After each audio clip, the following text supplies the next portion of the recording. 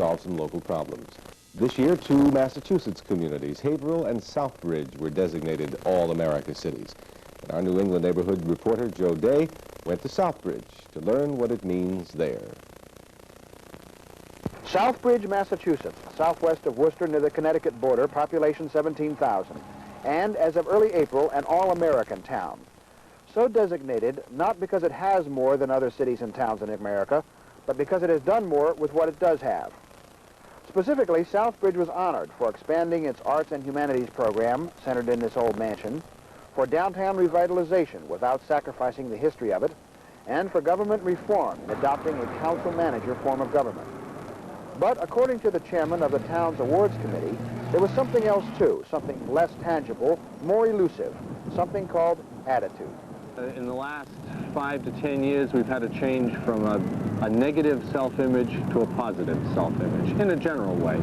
I think the town has always been proud of itself for its own characteristics, but never really has seen itself in a way that it could compete with other communities, primarily because we always appreciated it from an in-house point of view. But now I think that the groups in the town and the townspeople in general are beginning to see the town as functioning very well in terms of the other communities, not only in the Commonwealth but across the country. Paul Mills takes a visitor to the shop of a man known to all in Southbridge, a man who, when asked about the All-American Award, is both realistic and proud. We don't expect much from it, let me tell you that way. But it could be we get visitors. It does a lot for your prestige, you know. How does it make you feel personally? It makes me feel good, because I've been plugging for this town all my life.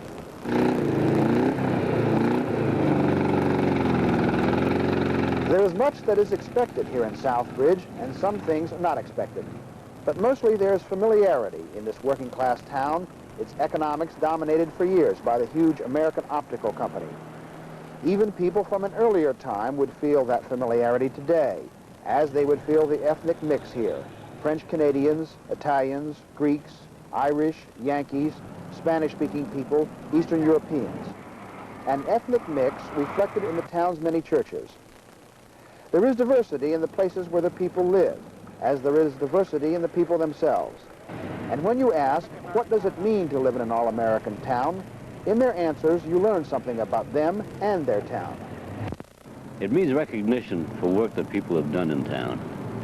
It's an effort from everybody. It's not that big of a town, you know, but you get to know everybody.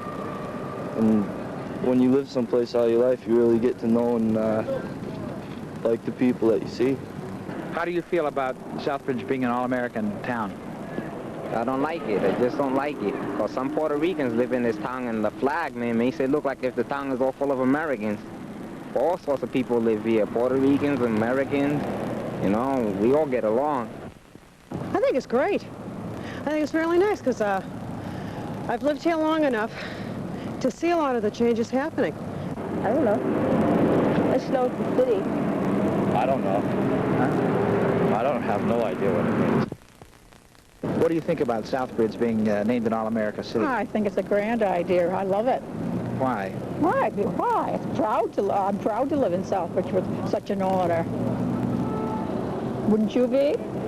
Yes, you probably would be proud. And a visitor comes away from a visit to Southbridge with a clear feeling that even without an official designation as All-American, American it very much is. I'm Joe Day.